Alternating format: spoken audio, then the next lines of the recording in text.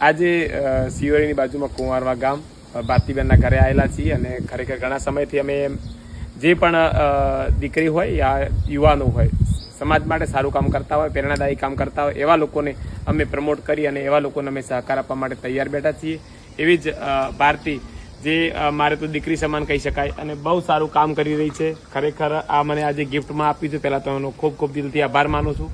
અને જો આ હિંચકા જે ખરેખર આપણે એક દોરીને ગોઠ વાળવી હોય ને તો આપણે તાકાત નથી, તો એક બહુ સરસ કામ કરી રહી છે અને બહુ એમ કે સમાજ માટે અને સ્ત્રી સશક્તિકરણ માટે પણ એક ઉદાહરણ પૂરું પાડ્યું છે કે નારી શક્તિ શું કરી શકે. જુઓ તમે ઘરમાં બેઠા બેઠા લોકો કશું કરી શકતા નથી, તો એવા લોકોને માટે એક પ્રેરણાદાયી કહી શકાય કે જેણે એક સરસ હિંચકો બનાવ્યા છે અને બહુ સારા એમના હિંચકા પણ આજે ઓર્ડરમાં ચાલી રહ્યા છે. હું તો હજી કહું છું કે પૂરા દેશમાં લોકો એમના હિંચકા વાપરે અને ખૂબ એમને આગળ વધે એવી સદારામ બાપાને પ્રાર્થના કરું. અને ખરેખર દરેક દીકરીઓએ હોય કે દરેક નારી શક્તિને પણ આમાંથી પ્રેરણા લેવાની જરૂર છે. આ રીતે તમે પણ ઘરે બેઠા ગમે તે રોજગાર કરી શકો છો. એક સમય એવો આવશે કે હાથ વણાટ ઉપર લોકો વધારે વધારે પ્રમોટ કરશે, તો ખરેખર ભારતીબેને એક સમાજમાં એક દાખલો બેહાર્યો છે કે જો દીકરી પણ આવું કામ કરી શકે છે.